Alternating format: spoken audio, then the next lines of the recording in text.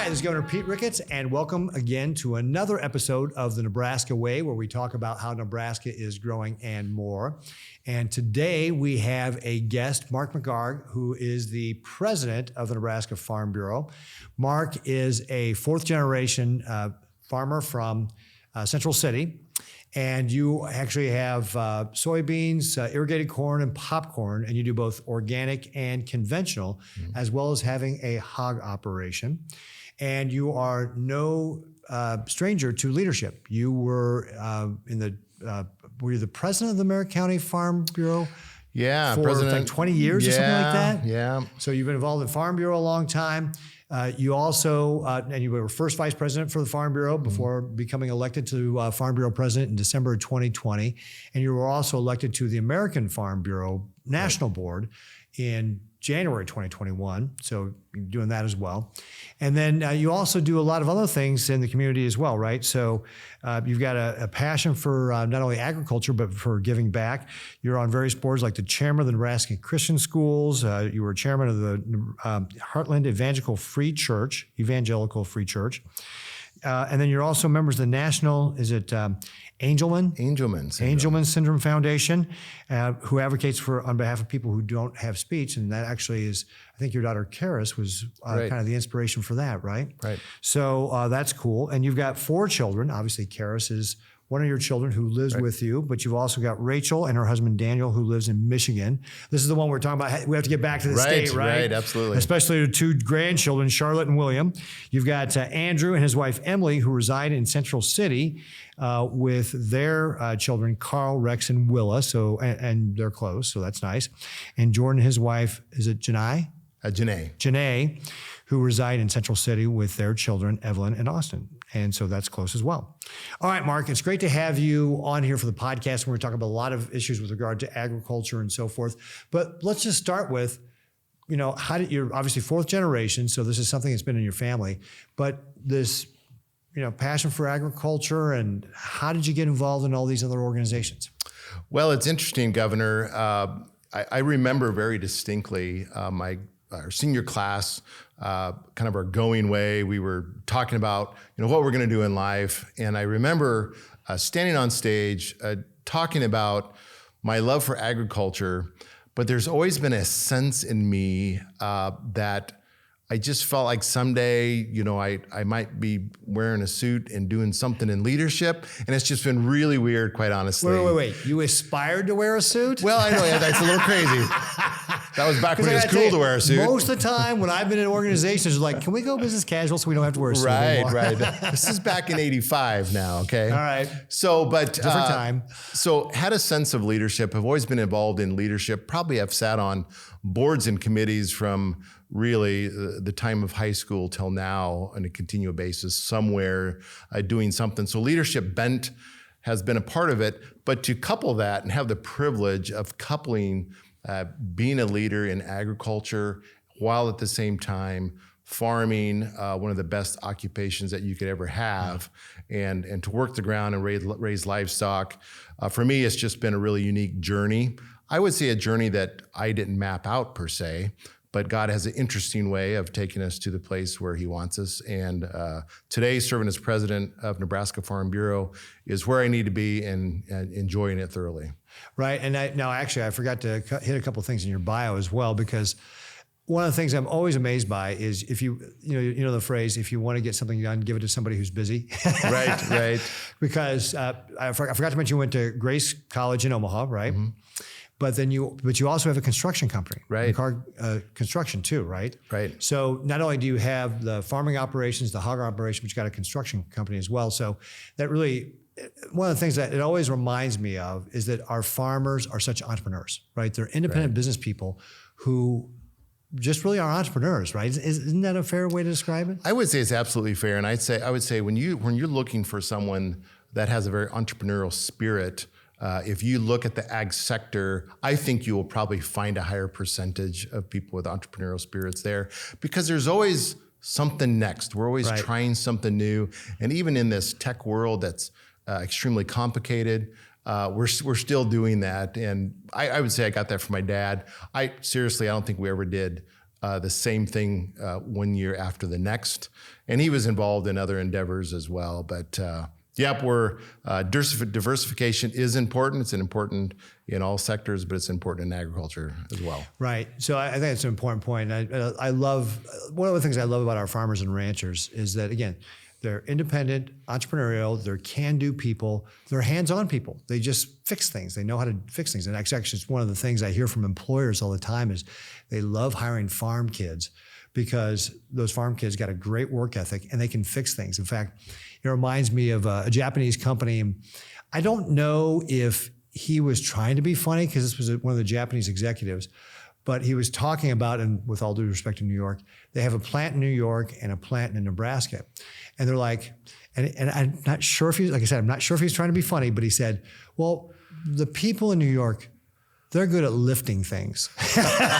And the people in Nebraska, we love them because they fix things in the plant. Right. They just do things. So I'm like, are you trying to be funny? Because that's pretty funny, actually.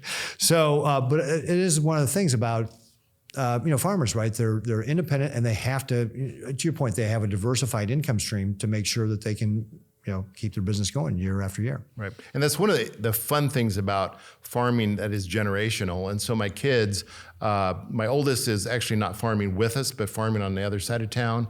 The son that I'm in a construction business with, part of our training was you got to go to that field 10 miles away. And if it breaks down, you got to figure it out. Yeah. You just have to figure out how to get the equipment back going. And that's a skill set that does take some labor. Yeah. And it takes a little bit from the dad side kind of going, okay, you can do it. You can figure it out. But that's what's great about Nebraska and agriculture. Yeah, that's cool. And then one of the other things too is you always hear about farm kids. They start driving the tractor like at age 9. When most kids are learning how to ride a bike. That is true. That is true. That's cool. All right. Well, so Mark, one of the things we're going to talk about today is agriculture. So, what should we talk about when it comes to agriculture? I know. Let's talk about property taxes. Right. Yeah. Boy, nobody cares about property taxes in agriculture. So, obviously, last year we passed LB 1107 with the help of the Nebraska Farm Bureau. Right. And that is going to deliver significant property tax relief. This year, it was about 6%. So, it's a bill that will give a refundable income tax credit to folks through their Nebraska state income tax based upon their taxes they pay in property taxes they pay to schools. And this year, when people apply, they got about 6% back. Next year, it's going to be like 25% of their school property tax will be refundable to them on their income tax. And it means that even if you don't owe Nebraska income taxes, you will receive a check from the state for that 25% of your property taxes you paid to your schools. So overall, we're looking over the course of the next 2 years, $1.9 billion in property tax, actually over $1.9 billion, will be delivered to Nebraskans all across the state. So obviously, people pay, homeowners love to get property tax breaks, but tell me, why is it so important for our farmers and ranchers about why has property tax been such a big highlight? Why is it so important to deliver property tax relief for agriculture? Well, Governor, that's an excellent question. And it's a question that we really have to answer really on a regular basis, because even though we're from a state that's largely agricultural, the actual people that are working on the farms or have control of the farms, that percentage is getting smaller. And agriculture is a business, right? Yeah. And so when we look at the business, at the end of the day, the pluses have to, add up more than the minuses, right? And so property tax is just something that is a cost to our bottom line. We have to have the land to farm. It would be great if we can grow a crop without the land, but that's just not the way God put it together, right? Right. We got to have soil, got to have acres to do that. And so years like this year, generally, ag's going to do pretty well this year. Yeah. And Commodity it's going to be a little easier prices to pay the property tax burden. But, the last couple of years have been tough, and we've still been paying those property taxes right along. And it's also a competitive nature thing. So we do compete. There's states around us, Kansas, Iowa, South Dakota. Their property taxes are lower. And so do you have an idea? Can you give our viewers and listeners here just an idea of, on a per acre basis, maybe what Nebraska farmers are paying versus what somebody in, say, Kansas or South Dakota or Iowa might be paying? Probably Iowa's a good, they're very productive over there in Iowa. And so you go just across the river. I would say land that we're paying $70, $80 an acre property tax. Iowa would be in the 30s. So maybe. less than half. Yeah. And is it fair to say that's a competitive disadvantage for Nebraska farmers? Well, absolutely. I mean, we all work the same. Fertilizer costs the same. We take the same risks, and it's just a cost of doing business is higher in Nebraska because of our property tax. Yeah, absolutely. And actually, one of the things that we didn't mention how important this is for the state, because in Nebraska, agriculture is our number one industry. Right. It makes about 20% of our state GDP. And even though many people may not know this, about 1 in 4 jobs in Nebraska is actually tied back directly to agriculture. It may not be directly in production agriculture, but all the things that then come off of agriculture, all the ancillary services and jobs and so forth, even in Omaha and Lincoln, are supported by agriculture. Right. I mean, it's, I always say that, you know what? Ag's just a really big deal in Nebraska. It is. It's a really big deal. Yeah. And when we're like the third largest in like ag receipts in the nation. Yeah.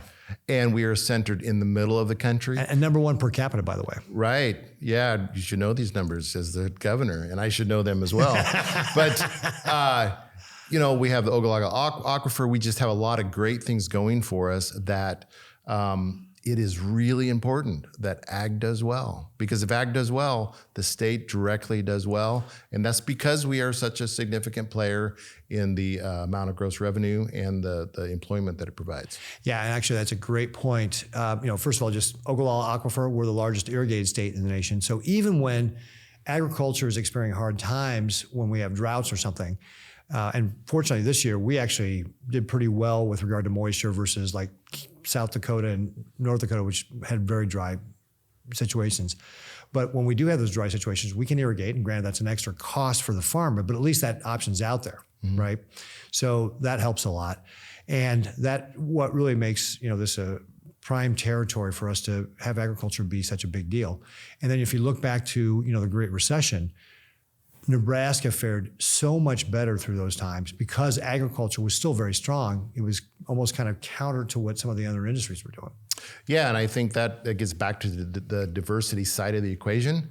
But agriculture, or I should say Nebraska is uniquely diversified in that we have a big ag base, but we've got a great amount of processing and manufacturing and all those extra things that go along with our ag base that brings us a level of diversification as well. Yeah, I think it's Barron's ranks as like the 5th most diversified state in the country as well. Yep. And obviously with all the things that go along with agriculture, that's a big deal. Now, one of the things that we know about agriculture is that it's very capital intensive. Talk a little bit about what you talked about the land and the investment in that, but talk about just the overall expense that goes into having a farm. Yeah, we tend on our farm to be kind of multicolored in our equipment because we tend to buy, the whatever's the most appropriately priced horsepower and equipment, but it's all expensive, right? And so, for instance, right, so for our non-farm people, that means that you buy both Case as well as John Deere. Right. or red and green, or Kloss. Right. Oh, thank you very much, right. Kloss. So kind of the light green. Yeah. So you got all sorts of different types of equipment. But it's harvest season. There's lots of combines in the field. If you drove across Nebraska, you would see a combine, and you would say at least a combine, a tractor and a grain cart, and probably a semi. Okay, so walk us through, how much does it cost for each of those things? Yeah, so a combine, and let's just not say, most people aren't buying brand new. So a used combine that's got a season or two on, it's about $400,000, $500,000. A new tractor will run you a couple $100,000. That's newish, not new. A grain cart, $50,000, and a semi put together, say $80,000. So, just for the harvest equation, you could be close to $1 million sitting in that field, and that's just for that one kind of pass, that final pass. Yeah, and so that's an amazing amount of money for anybody to invest in a business, right? Right. That's a tremendous amount of money. And that makes it tough for young people to get into the industry, right? Unless they've kind of got that connection. So that's a big capital expense that you all have. And then land. The average size of a Nebraska farm is about 1,000 acres. It's a little under. It's about 980 acres. But talk to me about what's the range on farmland? It really depends on, we have a lot of grassland in Nebraska, and that's valued at a different level than row crop. Now, in my area, we're all row crop. It's going to be running $7,000 an acre to some parts of Nebraska sold the other day for like $12,000 an acre for some dry land. Whoa, for dry land, $12,000 an acre? Holy cow. And, so... Now add times that by like 1,000. Right? And then you got the cost of what a typical farm would run, right? Or just for the land. Right. So this is not small business. Yeah, I mean that's a $7 million investment right there just in land. Right. Yeah, so it's a big thing. And now this actually gets us into another area when it comes to. Oh, I'm sorry. Are there other expenses? We talked about the land. We talked about the equipment. Well, then just the inputs. Yeah. The inputs that it takes, the fertilizer and the seed. This year, COVID's not going to skip over agriculture. Our supply shortage issues are real. Fertilizer. I've heard nitrogen has gone through the roof. 3 times the price right now. We had a situation on our combine that we lost the back tire. We couldn't find one. We couldn't even get a build date on a new combine tire. So we have a motor grader tire on the back of our combine trying to finish up harvest. And that's it's a supply issue. And I can guarantee you that when we get those tires, probably next year, that they're probably going to be double. Yeah, what cost, we paid for them. But somebody told me nitrogen had gone from like $220 a ton to $600 a ton. Somebody told me $1,200 a ton. $1,200 a ton is what we're hearing right now, and really, you may not be able to lock that in. And you can't even lock that in. Yeah, they won't even guarantee that price. Right. That is unbelievable. Yep. Well, a lot of companies are seeing that same sort of inflation, which Chairman Powell says is transitory. I'm not sure what he means by transitory. So. I'm like, if he means by transitory, we're going to be having inflation for the next several years. Not sure what he means by transitory. But actually, let's actually talk about that then, because obviously huge capital expense in running a farm. And you're 4th generation, and that's not unusual. We have a lot of farms that are in the 4th, 5th, even 6th generations. And we actually honor people who've been on the farm for 100 years and things like that. Yeah. But we talked about property taxes. Another potential big impact for agriculture is what they're talking about. I mean, the Biden administration is talking about taxing everything and raising the taxes on everything. Right. But the stepped up basis that is being talked about in some of the tax bills will have a devastating impact on Nebraska agriculture. Why don't you talk to us a little about what does the stepped up basis mean? How does that work? And why is it going to be so devastating for our farms? Yeah, so just in a real nuts and bolts, I'll give you the example on our particular farm and just the last generation. So back in, I'd say the 50s, early 60s, Dad bought some property, which is our home property, at about $300 an acre. Well, today it's probably valued at that $6,000, $7,000 an acre value. Dad's 85 years old. He's going to pass away at some point and pass that land on to my brother and I and our siblings. So if there wasn't a stepped up basis, that means that you'll take that, say, $6,300 an acre value minus the $300, and there would actually be a tax on $6,000 per acre of a capital gains tax of some sort that we would have to pay for the privilege of my father passing that on. Now, my dad has paid taxes on that his entire life. Right. So let's also remember that. So you're talking about like $6,000 per acre, and the average farm being, let's just call it again, rounded up to 1,000 acres. Yeah. Right. That's what and then your capital gains tax, of course, they're talking about raising that too.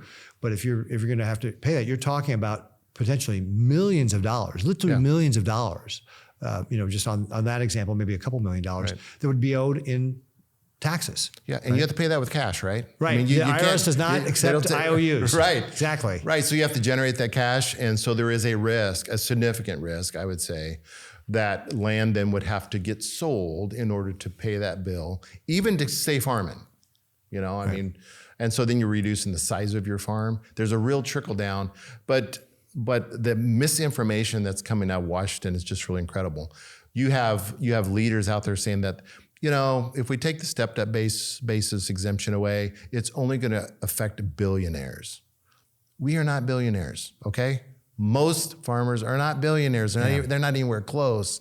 And it's a fallacy to say that taking away this exemption or say adding this tax isn't going to affect agriculture. Yeah. There's certainly, I think, a policy that I support about supporting our family farms, right? Our family farms and ranches. This would be anti-family. Is that a fair 100%. statement? Yeah, 100%. Because it would make it difficult to pass along that family farm or ranch to the next generation. It would put a huge burden on that next generation to be able to pay these taxes. And as you mentioned, that means they're going to have to sell off some of the land to be able to make it work, take out loans, which will put them more at risk, right?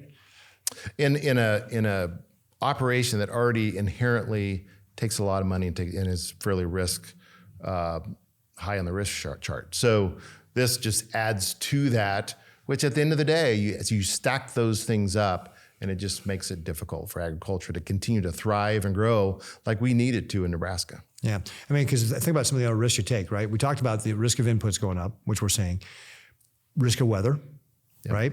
And you've got, not only just whether it rains or doesn't rain, but you also have natural disasters, hail, right? Can come and just wipe out a field. It's crazy to see what happened. Or you look at what happened with the derecho in Iowa last year. Right. Wind just came and knocked entire fields over. So you got that risk, and you got the risk of the commodities market, which is a worldwide market, right? So low commodity prices, which is certainly something that we experienced over the last several years up until about last year. Yeah. The prices started to recover last year, but before that, we saw that when corn was below, $4.25 a bushel, a lot of farmers were having a hard time even breaking even at that price. Right. They say that we actually control less than 20%. So when you think about that, all this money that we're talking about, and that 20% maybe we can actually control on the farm. Yeah. So it is a risky operation, and now you've just added another layer of risk, and that it will drive out our family farmers. Right. This is kind of So one of the things at Farm Bureau, that's just one of the things we do. We are very active in federal policy and watching those taxes, and not only state level but federal level. And we're committed to making sure that they don't slip this back in. It kind of has been in and out. Yeah, why don't you talk to us a little bit about what has the Nebraska Farm Bureau been doing? What has the American Farm Bureau been doing with regard to this specific issue on stepped up basis? One of the things that we've done early on this summer is collected stories from our members. Really, how would this affect you? We just had a social media feed on a family, Shane Grieving in Chapman, Nebraska, next to us, multi-generational farm. He talked about what it would actually do to him as a young producer on the farm. So we've been actively collecting those, but just corresponding with those in Washington. Our representatives are really good from Nebraska. They get it, but it's helping paint that bigger picture, pointing out the fallacies in their arguments, and let's just talk about what is good tax policy. Yeah. Now, unfortunately, that is not the only bad policy that's coming out of Washington, D.C., and I could go on and on and on, but I'm going to limit it right now to just agriculture. And let's talk about a couple of issues that have popped up, one of which we dealt with under the Obama administration, Waters of the U.S., which was at that time the EPA's attempt to expand their authority. I think it was the 1972 Clean Water Act said that the EPA could regulate navigable waters.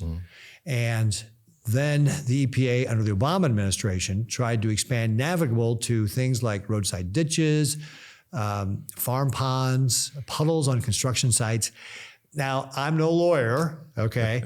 But to me, the word navigable means you can take a boat on it and go someplace, and you can't go anywhere in a boat in a farm pond or a ditch or a puddle. So talk to me about what kind of impact that would have on farmers and how this would impact them, because the Biden administration is talking about resurrecting that rule again. They've said they're going to go back and rewrite WOTUS. What did we see from the Obama administration, and what's the problem with what the EPA is trying to do here? Well, the 2015 WOTUS rule was just really a complete disaster. As you mentioned, they wanted to control bodies of water that didn't go anywhere. We're in Merritt County. Groundwater, is maybe 10 feet below the surface. So actually in the spring, we would get water that would back up our ditches, and we would actually have some carp swim up Oh, into our really? ditches and be swimming out in our cornfield for like 2 days when the corn was a foot tall sometimes. And I remember as a kid going out there and with our bow and arrow shooting these carp out of the creek, or not out of the creek, out of the road fields. ditch, out of Road ditch. out of the field that had growing corn in it. Right. That is not a navigable body of water. Right. That water goes down, and when it dries up, that's very productive ground. But this administration is wanting to roll back that. We felt like we had it fixed with President Trump, a new ruling on WOTUS. We got the word navigable back in there, have it better defined. And so now there is significant talk about rolling that back. And the question is, are they going to roll it back to pre-2015, or where are we even going to land on this conversation? So there's a number of hearings going on that Farm Bureau is involved in, and we're collecting people from around the state, again, to share some of their stories and really try to bring some reason to this conversation. Yeah, since we don't know exactly what Biden's going to do, let's just talk about what was going to happen under the Obama administration. What kind of risk, if the Obama rule had gone through, what kind of risk would farmers have been at? Like what could have happened to them? Yeah, so that field that I talked about that we had carp swimming out in there, we would probably not be able to farm that actual piece of ground. We would have to get a new permit to farm it, to actually go out and till the ground. And a farm that 99% of the time was farmable, but because that 1% of the time, that big rain, we would fall into new jurisdictions on whether we would actually have the right to farm our ground that we own and we pay property tax on. And that was essentially the federal government would come in and say, not so fast. That needs to be controlled by a federal water rule of some sort, and you're gonna have to get permission to farm that. Yeah, and it's not even just the federal government, right? My understanding is under the Obama rule, anybody could come and, even if you didn't have a permit and the federal government wasn't making you get one, anybody could come and sue you to get a permit. Isn't that right? That could be. I mean, there were so many things like for instance, if you had a fence post, you would not be able to go dig a hole and put a fence post in because of the restrictions. Right, because you would not be allowed to be able to make improvements without getting that. First of all, if you had a permit, you'd have to get that permit revised or whatever to make improvements. So you wouldn't be able to just go out and fix things. Like, again, we just talked about that earlier, right? Farmers are good at fixing things. Right. You wouldn't be able to just go out and fix that. You wouldn't be able to go out and make improvements to your land. All that would have to be cleared through the federal government. And again, my understanding is, even if the federal government wasn't making you have a permit, somebody could sue you to get a permit, and the federal government would then have to come and take a look and see, do they have to have a permit or not? Right. So outside bodies, and I'm thinking about radical environmentalists here, Sure. right, would be trying to shut down farm operations, essentially. And that fundamentally is taking our private property rights away. Yeah. Yeah, and then actually that's a good segue into kind of another really bad policy that's coming out that has to do with private property rights, is the Biden administration's 30 by 30 plan, which is a proposal, which sounds good, right? It sounds good. Oh, let's put land into conservation, to put 30% of the United States into conservation by the year 2030. And the problem with that is, according to their own numbers, only 12% of the United States is in that conservation. And what they originally defined this was as permanently protected in its natural state, which means no agriculture, no development. You can't grow anything. You can't graze anybody, graze any cattle on it or anything like that. Can't improve upon it. Can't put a road through it. Can't build a house on it, anything like that. So that's what the kind of the ideal from the radical environmentalists is, to set aside this land and protect it. The Biden administration, however, has not defined what conservation is, so we don't know what 30% conserved looks like, because they won't even define it, because they know that this is a crazy idea. But again, it gets back to private property rights. Talk a little bit about, because the Nebraska Farm Bureau has been great in pushing back against the 30 by 30 proposal as well. Yeah, there are a number of things that are very difficult and quite honestly just bad about that proposal. One of the things that bothers me a lot about the proposal is actually the idea of natural state, and that the land is at its most productive state if it's in the natural state. And as a person that works the soil for generations, our family generations, we have seen our soil be more productive by farming it, and I would say intensive farming it. The amount of productivity that we get off of an acre, we use less fertilizer per bushel, we use less water per bushel, and that's not because our soil is degrading. That's because we're building up our soil. We're building the organic matter. The soil health is improving. It's improving, and I think it's a real fallacy. I think it's just an outright lie, quite honestly, that in a perfect condition, the natural state is the way that is the most conservation-minded or most environmentally minded. And that just fundamentally, I think, is flawed in these types of programs. Yeah, I mean, one of the things I always talk about is our farmers and ranchers were the original conservationists because they wanted to pass on that family farm and ranch to the next generation. Right. And I mean, your family is proof of it, right? And if you don't take care of your land and the animals, you're not going to be able to pass it on to the next generation. It just won't be successful if you're just trying to, exploit it for what the most it's worked. That's not going to be a long-term strategy. And farmers think long-term. Right. And so it gets back to even when we're talking about the stepped-up basis and passing that on, one of the risks that when we start having to sell off land or transfer land, sometimes the people that are buying that land are people that really don't understand the land. Maybe they're buying it just to hold it as an investment. Well, if it's being held just as an investment, there is a more propensity to potentially mine that property. Right. Not take care of it for the next generation. Because you're not planning on passing it on. Right. And so these programs that put that at risk or possibly make us sell some farm ground, that's just a byproduct that from an environmental standpoint, sustainability standpoint, just goes against the grain of what it actually does the opposite, I think, of what some of these groups are thinking they're accomplishing by making us conserve 30%. Yeah, I mean, it's almost kind of like when you're talking about some of those maybe absentee landowners, it's almost a middle stage to the tragedy of the commons, right? We talk about the tragedy of the commons where if you have something that is not owned by anybody in particular, nobody takes care of it, right? Now you've got somebody who's not there, but the potential is that since they're not there and they're renting it out to somebody else to use, it's not being taken care of as if you had an owner-operator who was on the land, who could see it every day and was taking care of it every day. Which is, I mean, I think that's what we want is we want our farmers to, improve upon the land for the next generation. That's a good thing. We want family farms. And Biden's 30 by 30 proposal would actually help, again, undermine those private property rights that helps us keep our family farms. It's actually, again, anti-family farm. It is, absolutely. So, all right. So, let's talk about something else then with regard to agriculture that's important. One of the ways we're growing opportunities for our Nebraska farmers and ranchers is through value-added agriculture.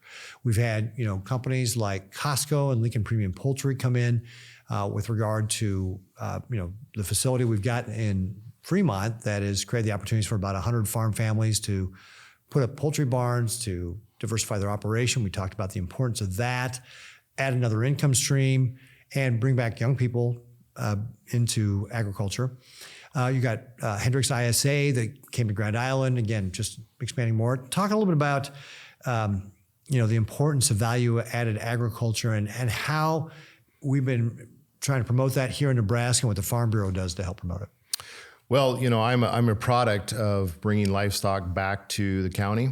My dad didn't have livestock. They had a few cows, but when I came back, we built our hog operation, and that was one of the ways that I worked myself into the operation. And so, I am an absolute believer that livestock is one of the number one ways that we can add value. I think it's the number one way. Yep. And somebody once told me, like, you want your corn walking off the farm. Right. And it makes a lot of sense, and it makes a lot of sense for Nebraska because we quite honestly, we have the water, we have the feedstocks. I would say we have the infrastructure for it, and so there's no reason that we shouldn't be pushing the fast forward button on growing livestock. What does that take, though? I mean, what are the different steps? One of the things I think is important that we identify in the state, the best places to grow our livestock. And I think that we've been working on that. I was a part of a livestock matrix siting committee. Something the state of Nebraska passed into law and Department of Agriculture promotes. They kind of said, if we're going to grow our livestock sector within our different counties, Where would they best be? Where's the best sites for those things? I think that's just good planning for livestock. I think we also need to look at incentives, maybe even financial incentives on to farmers that are thinking about putting buildings in. For like a Costco, we have incentives to bring the big business in, but do we actually have a good structure to incentivize those that are actually putting up the livestock barns? Some of those things might be money to help build a better road into the facility, and we actually have a program for that. But I think we need to look at bolstering some of those programs to make sure that we don't have any significant roadblocks for someone that wants to build a building. They need a little more infrastructure. Maybe they need broadband to actually monitor that building and do the very best job growing that livestock. And we don't have broadband in a particular area.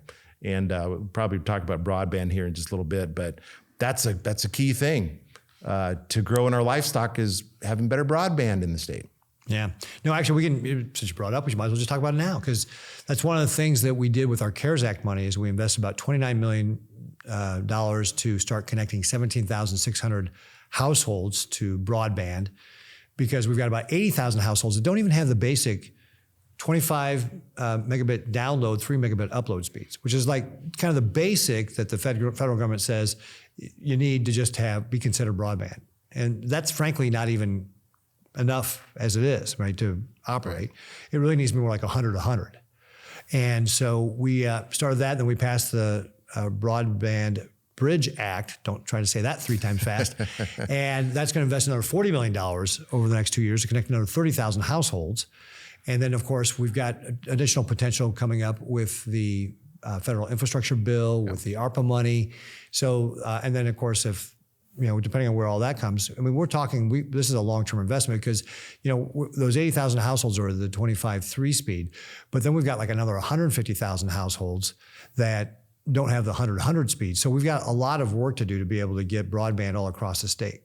And to your point, actually talking about a hog operation that you've got up by Laurel, Nebraska, you got Jason Cavoles, I think I pronounce his name. He does a great job talking about, he has broadband, and that allowed him to put up another hog barn. Because he could operate it remotely, with a 24-hour feed, and allowed him to bring his son into the operation and all that sort of stuff. So it really will allow us to be able to create more economic activity. Well, think about there are a lot of conversations about labor, the shortage of labor, and technology is one of those things on the farm that if we have tech and we have the download speeds, we're going to be running our equipment with our Wi-Fi. It's going to take less labor. It's interesting. I'm in the organic production as well, right? And weeds are just, they're the devil. If you can control the weeds, we'd be all right. And so they have smaller tractors. Do you have one of those burners for the weeds? We do, yeah, cool. we use all kinds of stuff. But some of these equipment's actually getting smaller. It's running remote, autonomously. But you need Wi-Fi to be able to do it. You can't do that without, and so, clear out and west or over that next hill might be the perfect spot to grow the crop or that unique crop that you might need. But if you don't have broadband there, you can't take advantage of that opportunity. So it's imperative if our state, from an agricultural standpoint, I would say from rural development standpoint, it's the top of the list. It's one of the things that we absolutely have to get done. Well, let's talk about big data too, right?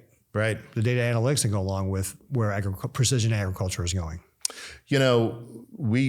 We collect data on almost everything. So we talked about the harvest equipment that was out in the field, but that has a lot of data on it. But when it starts out in the planter, our planter tractors look like a computer shop blew up in them, But they are an amazing piece of technology. It just boggles my mind somebody could even invent one of those things. So we actually can know.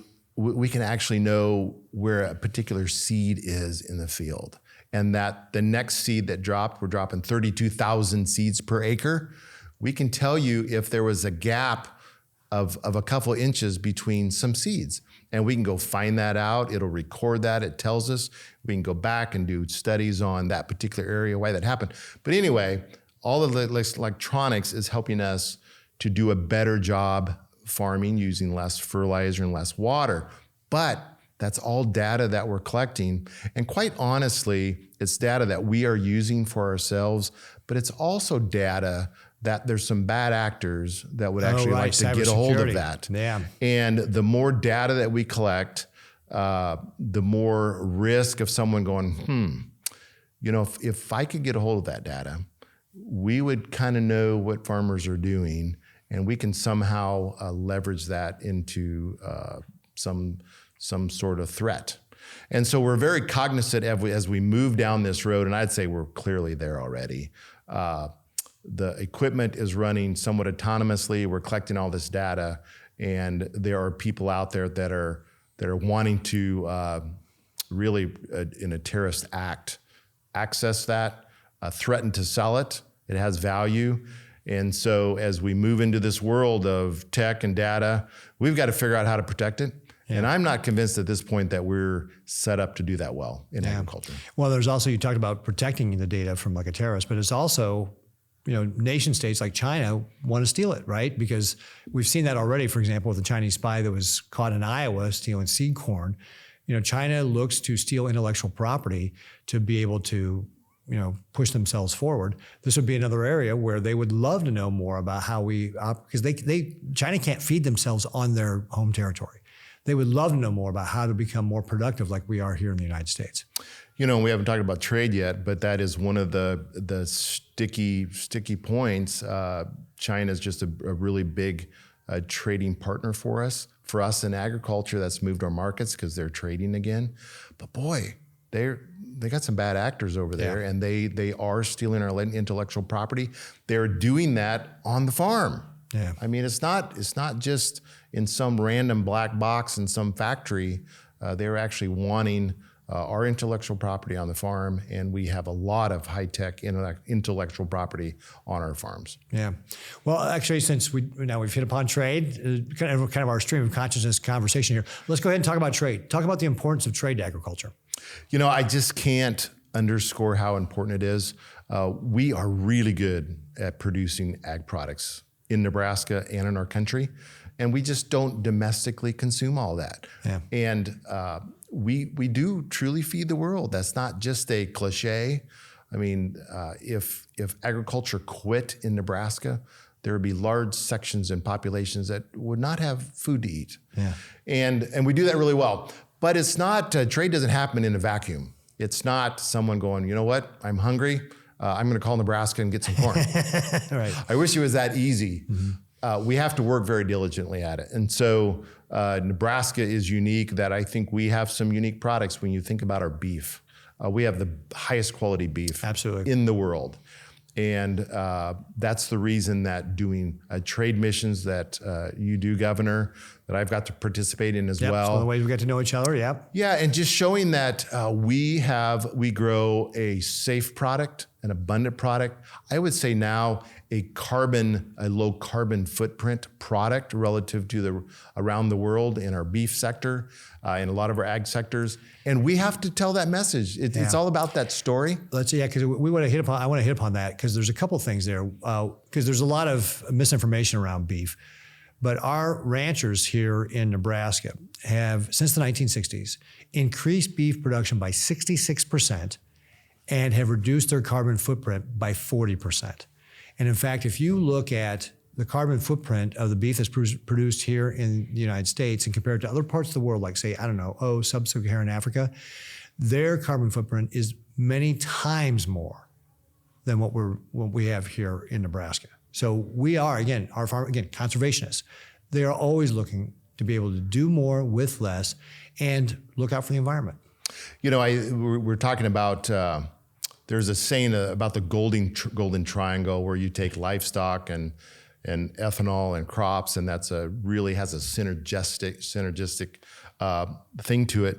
Well, now I think it might be the golden square because we got the environmental side that clearly we are doing all those things with an environmental footprint that I think is lower than the majority of the world.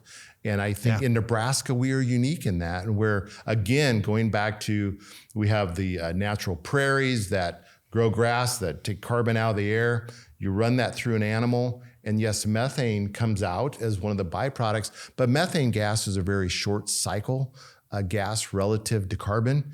And so actually our cows eating the grass out on the pastures is actually, in a way, cleaning up some of our environment. We had a Dr. Frank Mitloner yesterday at the Human Series talked about this incredible recycling that cattle and grazing and foraging and growing the crops that we do actually is just an incredible story and very environmentally friendly. And we do that better here than any place else in the world. And it takes a food supply that we wouldn't be able to access otherwise. So you think about the sandhills. For the most part, you're not going to be able to grow corn on it or something like that, right? You're not going to create foodstuffs for people. So animals take these foodstuffs and then turn them into something that people can eat. I mean, it's something that without that livestock, you're not, again, getting back to you're not going to feed the world. No, I mean, we know that protein is important, and we know that in the world that really as people are moving into that middle class, one of the things that they do is they swap a plant-based protein for a meat-based protein. Yeah. And we're really good at doing that in Nebraska.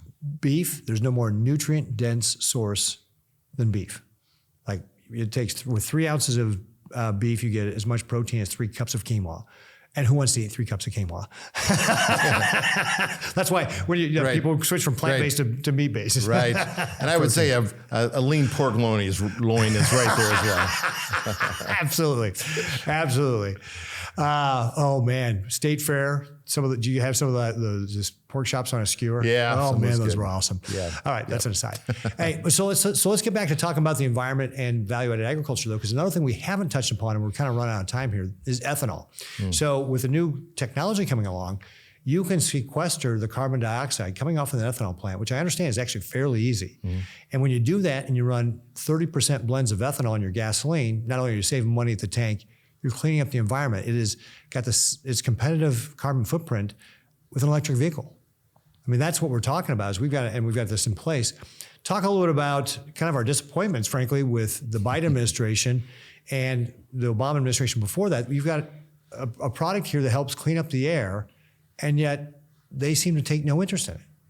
Yeah, they're really turning a blind eye to a sector when we think about fuel and clean fuel. Quite honestly, doesn't seem to be part of their conversation, and it really has to be. If they're serious about security relative to our energy sources in the country, it makes zero sense that ethanol isn't at the top of the list in that conversation. I think there is just a bias there that, from a policy side, from the science side, I think you can argue against it. But the point of if we can pull this carbon off, ethanol fueling our vehicles would be more environmentally friendly than even electric vehicles, and be able to use in a much broader arena. Agriculture, and we've got the infrastructure already put in place, right? You don't have to build charging stations for ethanol. You don't, and I think ethanol really, quite frankly, is in a great position to really move the ball forward. I think we're going to have some bumps here, but I think that we can show the country that this is a great product. We've got lobby, though. I mean, we got big oil that would, quite frankly, they haven't played real well together, ethanol and oil. But they should. I think they should. Right? Yeah, they because should. We're interested in a liquid fuel that the infrastructure is built versus an electric vehicle, which needs rare earth elements, and those come from China. Right. Right. And again, getting back to just the inconsistency of the Biden administration, if you put more land into conservation, you can't mine it, because we do have rare earth elements that you can mine here in our country. But if you put more land into conservation and you make it tough to mine it, that means you have to go buy it from our adversary, China. Right, and it's just the ethanol is a very synergistic fuel that burns clean. And for Nebraska, I mean, we're, I believe, like number 2 ethanol producer in the country. And so you combine that, again, with our livestock conversation, you combine that with the environmentally friendly aspects of agriculture in Nebraska, you capture carbon off these ethanol plants. Again, Nebraska is sitting to be the epicenter of environmentally, sustainably feeding and growing our country. Yeah, absolutely. So it's kind of cool, some of this carbon sequestration technology that's coming up, because there's a couple of ways you can do it. One, you can put in a pipeline and ship it to places like Illinois or North Dakota and sequester that liquid carbon dioxide underground. But here in Nebraska, we actually have about half of our ethanol plants have the geological structures to be able to do it on site. So you don't have the transportation costs. Right. And, I know that there's environmentalists who are against even building pipelines for CO2, which to me is just crazy, because it's like, look, the CO2 is going into the air right now. Right. We're talking about capturing it, this carbon dioxide, and then putting it in a pipeline and then sequestering it underground. And you don't like it because if there's a leak, the carbon dioxide will go into the air, which is where it's going already. I mean, again, it just doesn't make any sense. How could you possibly oppose a pipeline to carry carbon dioxide that is escaping into the air right now? It's like, it's a free option to have it not go into the air. And if you block the pipeline, then it's just going to go in the air. Well, and it's like so many things we deal with, Governor, in Nebraska, regulatory-wise, in agriculture. There are just some biases out there that, they're not necessarily based on sound science and policy. Well, it gets back to, is like, are you really about cleaning up the environment, or you just have an agenda? Because that's what it seems to me when I look at the proclamations of Democrats who say they want to clean up the environment, but then don't support ethanol. It's like, well, you're really not about the environment. You've got your own agenda you're pushing, and you're trying to hide it with environmentalism.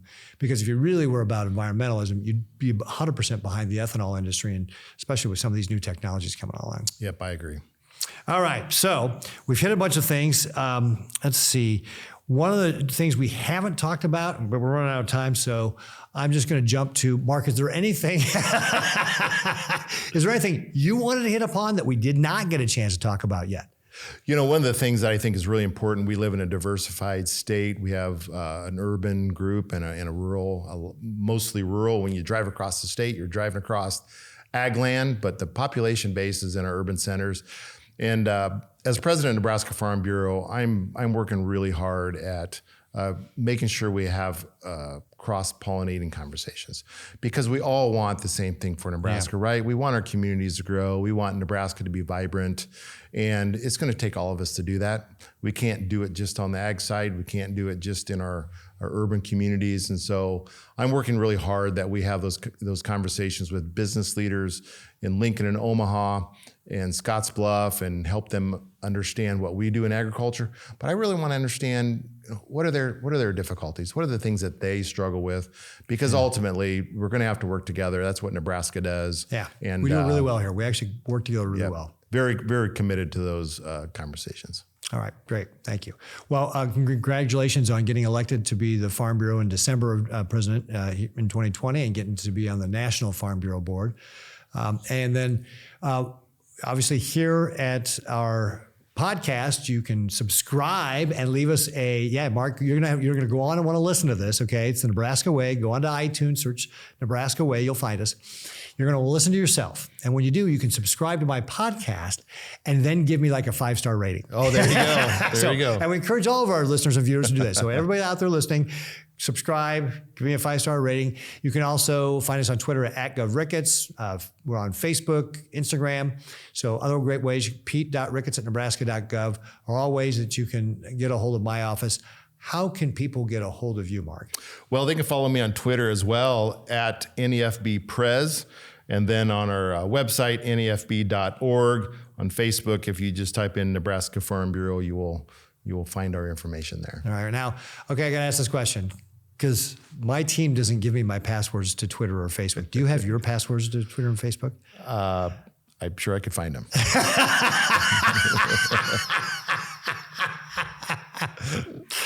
All right, that's awesome. All right, well, hey, Mark, thank you so much for joining us for this podcast of the Nebraska Way. Really appreciate you having on, talking about agriculture. It's been a ton of fun.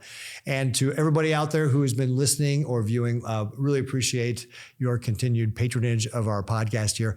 I hope you all have a great day, and don't forget to continue to tune in to find out more about how Nebraska is growing and more on the Nebraska Way podcast. Thank you so much, Governor.